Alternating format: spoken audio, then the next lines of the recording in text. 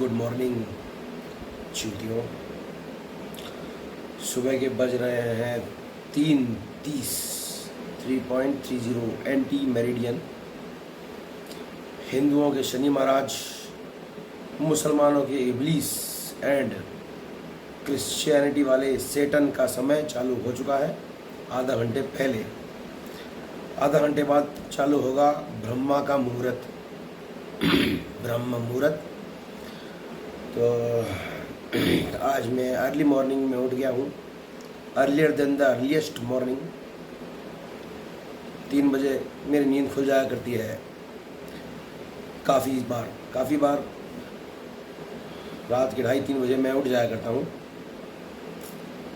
और अब मैं जब उठ ही चुका हूँ तो मैंने कहा फिर प्राण के आयामों के साथ साथ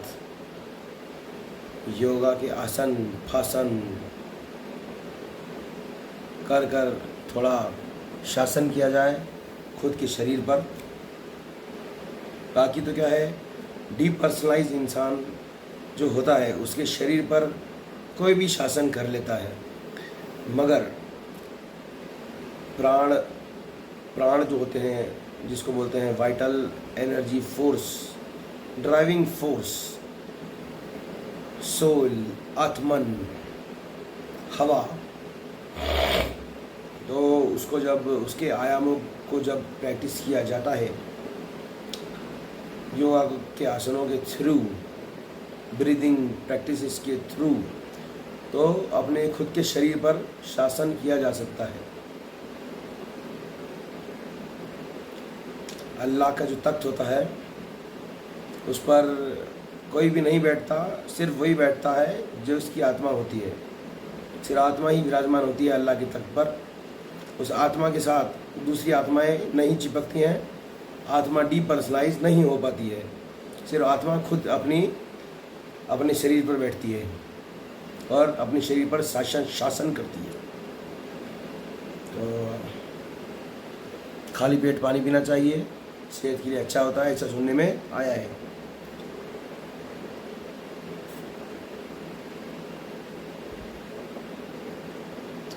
गर्म पानी पीने से गांड का जो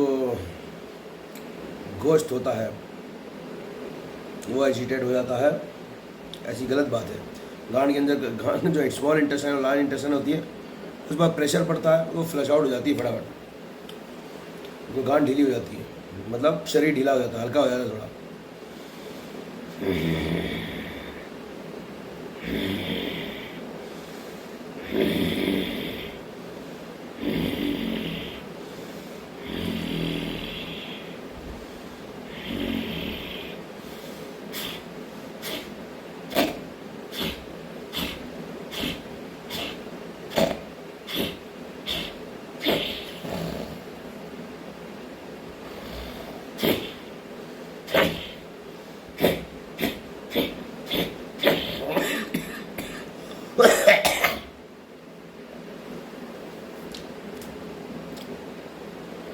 भस्त्रिका प्राणायाम, forceful exhalation of air.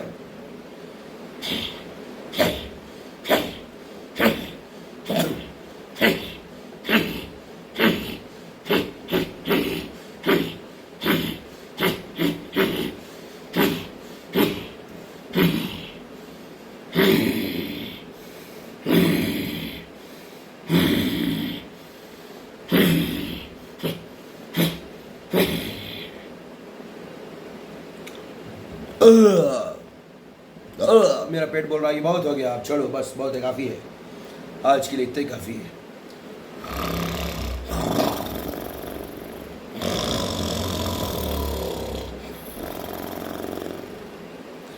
अब करेंगे कपालभाति प्राणायाम, फोर्सफुल एक्सहेलेशंस वाया डायाफ्रामिक ब्रीथिंग।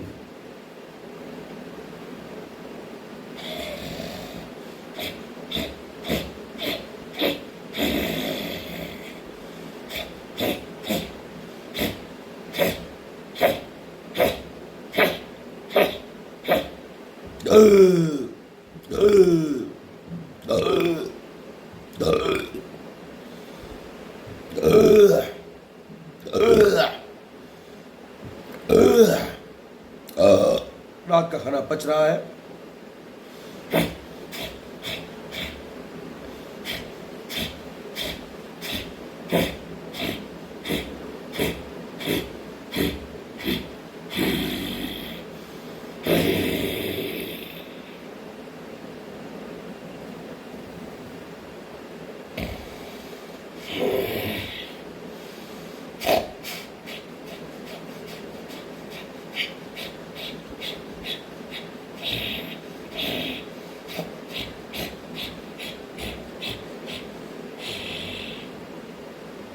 हाँ, मैं काफ़ी आलसी इंसान हूँ। मेरा बस चले तो मैं बैठे बैठे लेटे लेटे ही पतला हो जाऊं।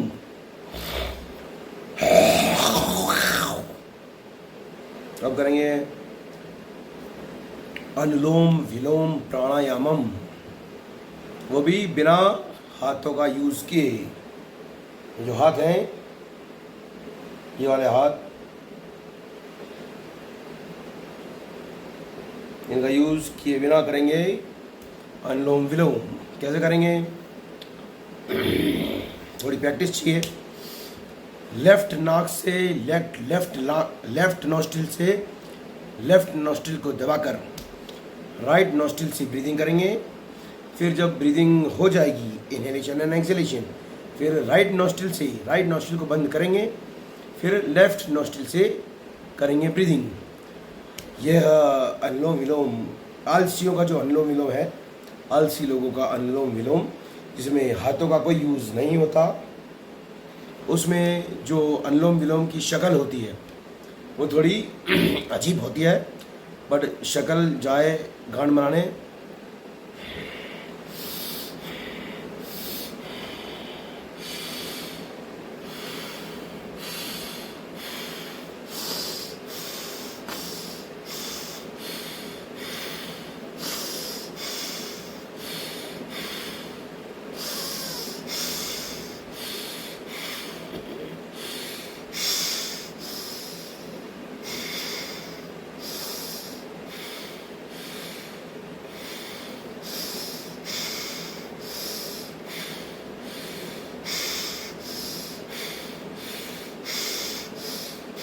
तो ऐसे अनुलोम विलोम हुआ होता है without the use of any hands.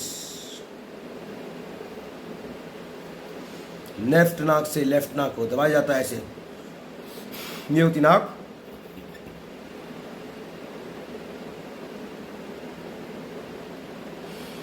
Left नाक से लेफ्ट नाक को दबाया, राइट नोस्ट्रिल से हवा खींचना है और छोड़ने का।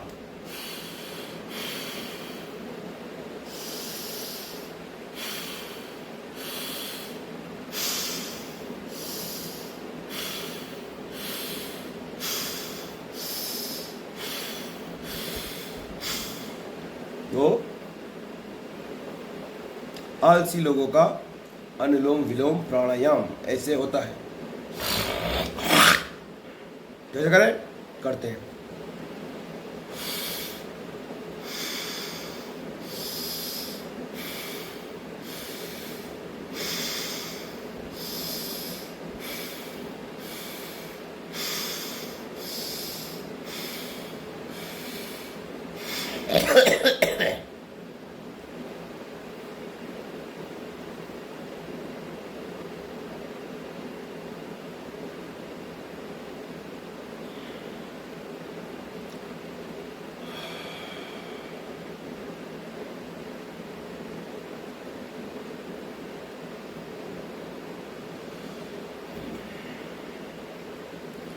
ब्रह्मा का मुहूर्त थोड़े ही देर में आने वाला है।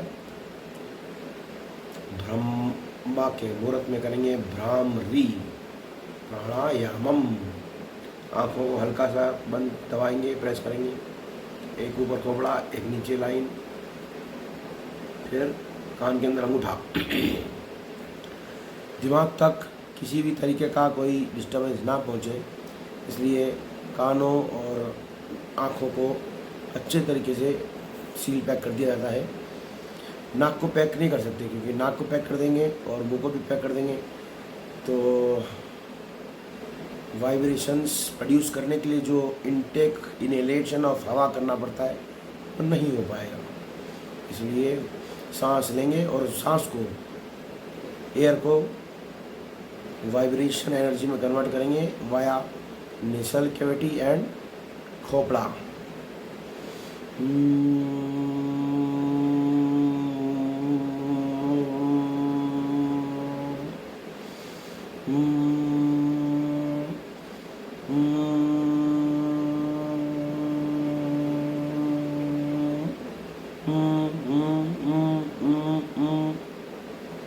तो ये जो करते हैं, जब आंखें और कान बंद होते हैं तो ये की आवाज़ खोपड़े में गूंजती है, तो मज़ा आता है। अक्सर जब मैं भ्रामरी प्राणायाम करता हूँ तो मुझे नींद आने लगती है।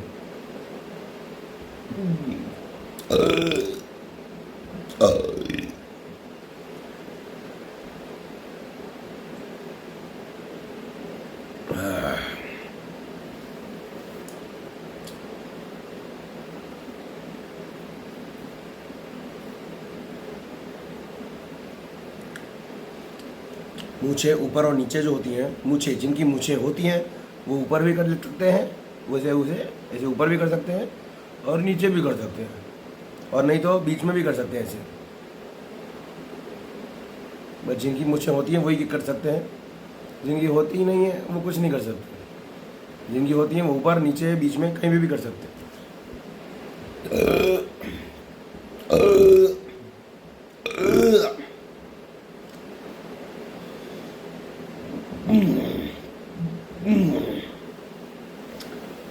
ये जो हाथ है और ये एक हाथ है, उसके साथ में एक हाथ ऐसे भी होता है।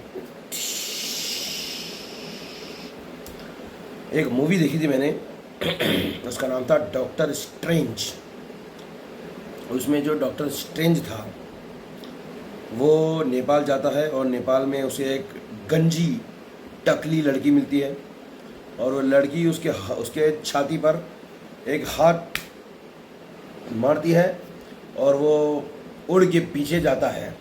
तो वो जब उड़ के पीछे जा रहा होता है तो उसकी बॉडी के साथ साथ उसकी आत्मा भी उसकी बॉडी से पीछे निकल जाती है। तो डॉक्टर स्ट्रेंज को पहली बार out of body experience, astral travel का एक्सपीरियंस होता है। ऐसा एक क्लिप है एक मूवी में, उसका नाम है डॉक्टर स्ट्रेंज। उसमें डॉक्टर स्ट्रेंज नाम का जो डॉक्टर होता है, इंग्लिश मेडिसिन का सर्जन होता है, तो वो नेपाल जाता है मेडिटेशन एंड स्पिरिचुअल साइंस सीखने। तब एक टकली और गंजी लड़की उसकी छाती पर एक ऐसे हाथ मारती है और फिर उसकी बॉडी पीछे जाके उड़ती है, और उस उड़ती उड़ती बॉडी में उसकी बॉडी के साथ साथ उसकी आत्मा भी पीछे धक्का खाती है और शरीर से अलग हो जाती है। कुछ मिनटों के लिए डॉक्टर स्ट्रेंज को आउट ऑफ बॉडी एक्सपीरियंस मिलता है। तो उसका सिंगल हाथ होता है, ये दो हाथ का मिक्सचर है, ऐसे ऐसे ये है सिंगल हाथ, और उसका होता है सिंगल हाथ ऐसा। तो वो अब करेंगे कुछ योगा के आसन्स, ट्राई करेंगे कि उससे पहले वो वाला क्लिप मैं कहीं से जुगाड़ कर पाऊँ, जिसका नाम है वही डॉक्टर स्ट्रेंज वाला।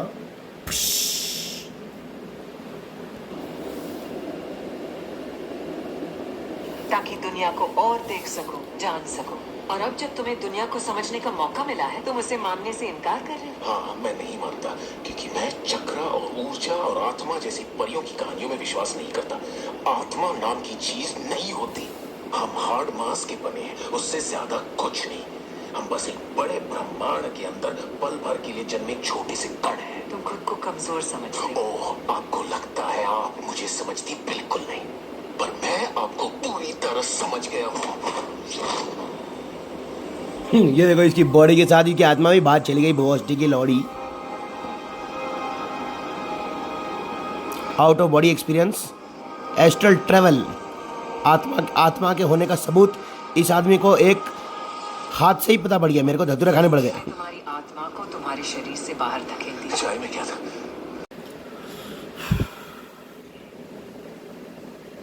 आज मैं रिवीजन करूँगा, करवाऊँगा खुद को भी और जिसको मोड़ो उसको भी। स्टार्टिंग करूँगा ताड़ासन से, फिर करूँगा त्रिकोणासन, और उसके बाद करूँगा वीरभद्रासन 2 and 1। उसके बाद में एक पर्टिकुलर स्टैंस है जिसमें गांड को शक्ति मिलती है। गांड मतलब upper back and lower back को थोड़ी शक्ति मिलती है, और बैक मजबूत होती है, बैक पेन एंड साइड का कमज़ोर होता है। तो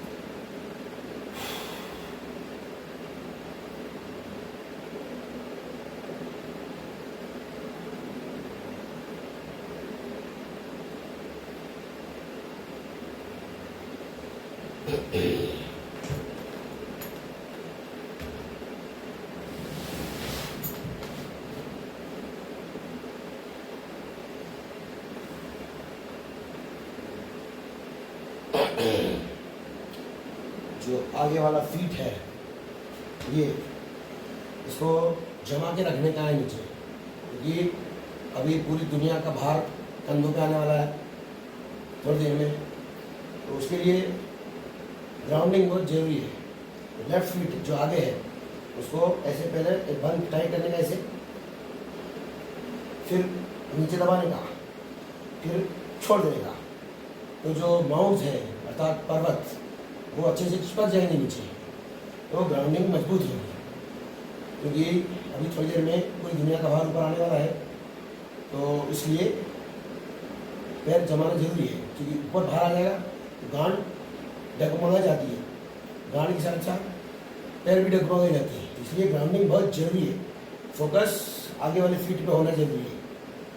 पीछे वाला फीट जो है अभी तो नॉर्मली रखा हुआ है, बट इसको ऐसे रखेंगे क्योंकि इस पर्टिकुलर आसन में गांड की जो नसें होती हैं अर्थात upper back and lower back, जहाँ से साइटिक नर्व नीचे जाती है, तो साइटिक नर्व का तेल निकालने का आसन है। साइटिक नर्व को मजबूत करने का आसन है ये वाला आसन। इसमें सिंपल एक पंजा, 3 पंजे आगे, दूसरा पंजा ऑलमोस्ट थोड़ा सा हल्का डिस्टेंस, फिर आगे वाले पंजे को अच्छे से ऐसे करके जमाना है उसको, पीछे वाले पंजे को थोड़ा ऊपर रखना है।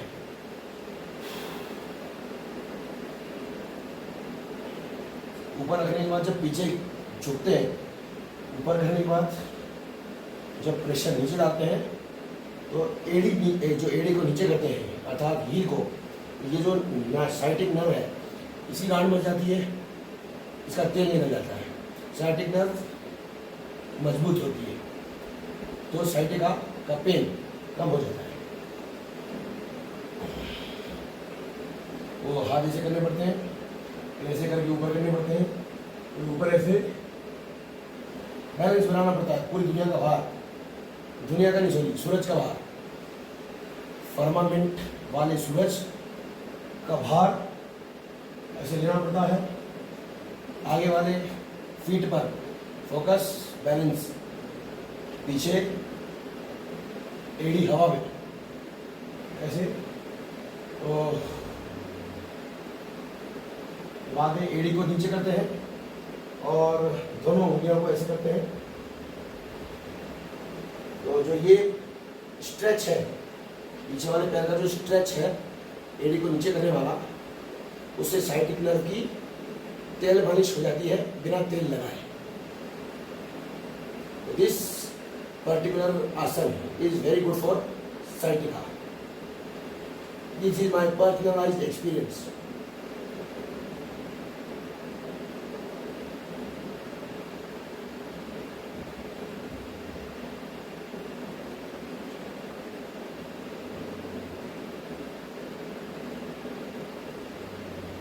समझ में आ गया और अच्छी बात, वरना मुझे तो समझ में आ गया।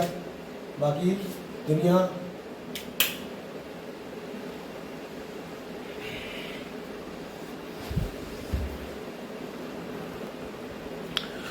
तो आज की गुड मॉर्निंग में मैंने थोड़ा प्राण का आयाम किया। प्राण रूपी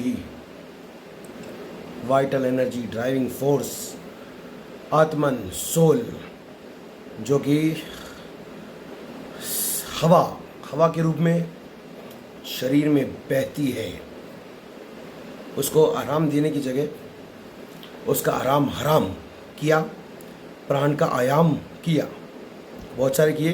भस्त्रिका प्राणायाम, कपालभाति प्राणायाम, अनुलोम विलोम प्राणायाम, भ्रामरी प्राणायाम। उसके बाद मैंने कुछ योगा आसन भी किए, ताड़ासन, त्रिकोणासन, वीरभद्रासन। उसके बाद में मैंने 2 आसन ऐसे किए जिनका नाम मुझे नहीं पता था और पता है, पर वो गांड, बैक, पुट्ठा, धुर्री, कुंडी, एस, बटक्स पर व्याप्त साइटिक नर्व्स के लिए अच्छी है। 2 एक्सरसाइज जिसमें फर्मामेंट, क्रिश्चियनिटी का फर्मामेंट एंड उसके ऊपर इस्लाम का अल्लाह, और उससे पहले धरती ग्रह का सबसे नियरेस्ट स्टार उर्फ सूरज, उसको कैसे करके भीख मांगने का, पहले ऐसे करके अल्लाह से भीख मांगते मांगते फर्मामेंट पे जाते हैं, फर्मामेंट से और नीचे सूरज को ऐसे करके अंदर लेते हैं और फिर ऐसे नीचे झुक के उंगलियों पर अपर बॉडी का वेट, गांड पर लोअर बॉडी का वेट। सिमिलरली जो लास्ट एक्सरसाइज थी, स्टंस था, आसन था, पोज था, उसमें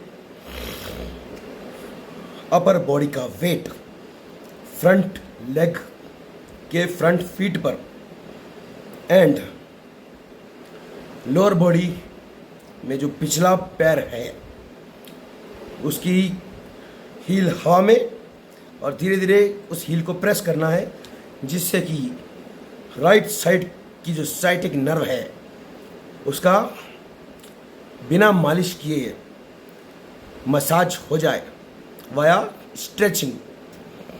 जैसे राइट लेग का हुआ है, इसे लेफ्ट लेग का भी करना है। दोनों लेग की साइटिक नर्व्स इससे एजिटेट होती है और जिसमें झुककर उंगली रखते हैं उसमें गांड, lower back, upper back, back वो टाइट होती है। तो बैक पेन एंड साइटिका का ये अच्छा इलाज है। इसको अगर कोई इंसान 1-2 घंटे कर ले तो धीरे धीरे उसकी back muscles and sciatic nerves strong हो जानी चाहिए, आई सपोज। उसके बाद फिर बैक पेन एंड साइटिका की जो बीमारी है वो जड़ से ख़त्म हो सकती है। There is scope for permanent cure of back pain and sciatica by using all these asanas.